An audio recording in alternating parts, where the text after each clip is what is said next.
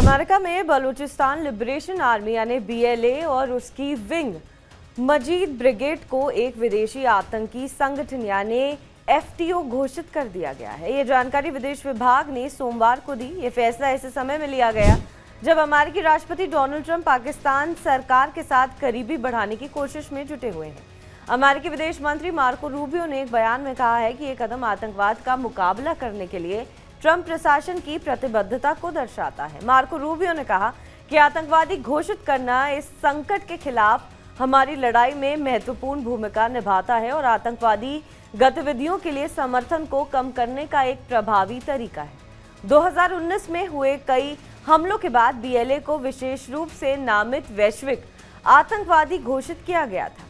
इस साल मार्च में इस अलगाववादी समूह ने क्वेटा से पेशावर जा रही एक ट्रेन को हाईजैक करने की जिम्मेदारी ली थी, जिसमें दर्जनों यात्री और सैनिक मारे गए थे। सबसे पहले जानते हैं कि बलूचिस्तान कहाँ है। दरअसल बलूचिस्तान पाकिस्तान, ईरान और अफगानिस्तान के बीच विभाजित क्षेत्र है। इसका सबसे बड़ा हिस्सा पाकिस्तान में है, जहां ये देश का सबसे बड़ा प्रांत है। पाकिस्तान में ये दक्षिण पश्चिमी क्षेत्र में स्थित है और पश्चिम में ईरान, उत्तर पश्चिम में अफगानिस्तान और दक्षिण पूर्व में सिंध प्रांत के साथ एक अस्थिर सीमा साझा करता है। बलूचिस्तान के दक्षिण में अरब सागर के किनारे एक विशाल तट रेखा भी है। पाकिस्तान के बलूचिस्तान की राजधानी और सबसे बड़ा शहर क्वेटा है, जो कि पाकिस्तान के दक्षिण पश्चिमी भाग में स्थित है।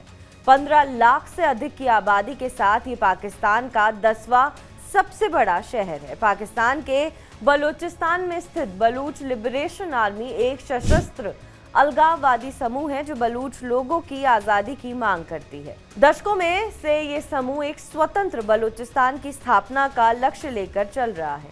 मीडिया रिपोर्ट बताती है कि बीएलए का गठन पाकिस्तान की ओर से ये राजनीतिक हाशिए पर डाले जाने, आर्थिक शोषण और सैन्य दमन की लंबे समय से चली आ रही शिकायतों के जवाब में किया गया है।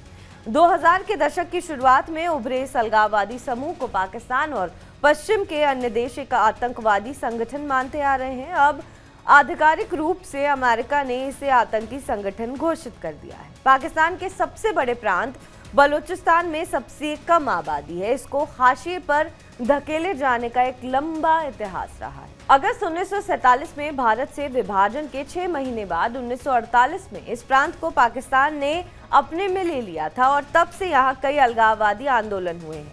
2023 की जनगणना के हिसाब से पाकिस्तान की अनुमानित 24 करोड़ की आबादी में से लगभग 1.5 करोड़ की आबादी वाला बलूचिस्तान खनिज संपदा से भरपूर है। ये कोयला, सोना, तांबा और गैस जैसे प्राकृतिक संसाधनों से समृद्ध है। इसके बावजूद भी पाकिस्तान का सबसे गरीब क्षेत्र बना हुआ है। पाकिस्तान के समुद्री बंदरगाहों में से एक बड़ा ग्वादर पोर्ट इसी प्रांत में है, जो 62 अरब डॉलर के चीन पाकिस्तान आर्थिक गलियारे के लिए एक महत्वपूर्ण व्यापार गलियारा है, जिसका उद्देश्य दक्षिण पश्चिमी चीन को पाकिस्तान के माध्यम से अरब सागर से जोड़ना है। हालांकि बलूच लोगों का आरोप है कि पाकिस्तानी सरकार ने प्रांत के संसाधनों का दोहन किया है और उनके लोगों की उपेक्षा की है, जिससे अलगाववादी आंदोलन और आर्म्ड विद्रोह भड़के हैं। 1947 में पाकिस्तान के गठन के बाद से बलूचिस्तान में कम से कम 5 अलगाववादी विद्रोह हुए हैं। हालांकि असली लड़ाई 2000 के दशक की शुरुआत से शुरू हुई थी, जिसका मकसद शुरुआत में प्रांत के संसाधनों का एक बड़ा हिस्सा अपने लोगों के लिए सुरक्षित करना था, लेकिन धीरे धीरे ये मांग एक पूर्ण स्वतंत्र देश में बदल गई। इस आक्रोश के साथ 2000 के दशक की शुरुआत में बीएलए का उदय हुआ। इसका नेतृत्व वरिष्ठ बलूच राष्ट्रवादी नेता नवाब खैर बख्श मर्री के बेटे बलाच मरी ने किया था। 2006 में सैन्य शासक परवेज मुशर्रफ के नेतृत्व वाली सरकार की ओर से प्रमुख बलूच राष्ट्रवादी नेता नवाब अकबर बुगती की हत्या के बाद विद्रोह और तेज हो गया। एक साल बाद बलाच मरी की भी हत्या कर दी गई और सरकार ने बाद में बीएलए पर बैन लगा दिया। बलाच मरी के पिता नवाब खैर बख्श मरी का दिसंबर 2014 में निधन हो गया। पिछले कुछ सालों में बीएलए ने खुद को पाकिस्तान से बलूचिस्तान की पूर्ण स्वतंत्रता के लिए प्रतिबद्ध एक समूह के रूप में स्थापित किया। मीडिया रिपोर्ट्स के मुताबिक बशीर जैब बलूच बीएलए का वर्तमान नेता है। उसके हाथ में अफगानिस्तान के कंधार में एक बम हमले में असलम बलूच की मौत के बाद ग्रुप की कमान आई है। बशीर जैब ने संगठन में महिलाओं को भी शामिल किया है और जबकि उनके डेप्यूटी हम्माल रेहान संगठन के विंग मस्जिद ब्रिगेड के ऑपरेशन की देखरेख करते हैं। एक पूर्व पाकिस्तानी सैन्य अधिकारी अब एक विद्रोही बन चुके हैं, जिसका नाम रहमान गुल बलूच है। इसने समूह की ताकत को काफी बढ़ाया है।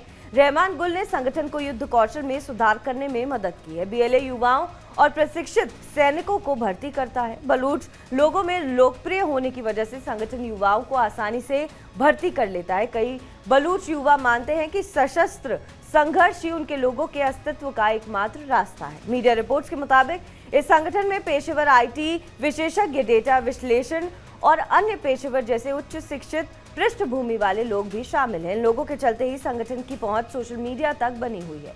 माना जाता है कि पाकिस्तानी सुरक्षा बलों, सरकारी इंफ्रास्ट्रक्चर और डेवलपमेंट प्रोजेक्ट पर हुए हमलों के पीछे बीएलए का हाथ है। इसमें खासकर सीपीईसी से जुड़े प्रोजेक्ट शामिल है, जिन्हें बीएलए के एक दमनकारी विकास मानता है। 2024 में बीएलए ने कहा कि उसने कराची हवाई अड्डे और ग्वादर बंदरगाह प्राधिकरण परिसर पर आत्मघाती हमले किए। मार्च 2025 में बीएलए ने क्वेटा से पेशावर जा रही जाफर एक्सप्रेस ट्रेन के हाईजैक की जिम्मेदारी ली, जिसके चलते 31 नागरिकों और सुरक्षा कर्मियों की मौत हो गई और 300 से ज्यादा यात्रियों को बंधक बना लिया गया। मजीद ब्रिगेड बीएलए की एक आत्मघाती विंग है। इसने 2018 में कराची में चीनी वाणिज्य दूतावास पर हुए हमले और बलूचिस्तान के ग्वादर होटल पर हुए हमले जैसे कई हमलों की जिम्मेदारी ली है।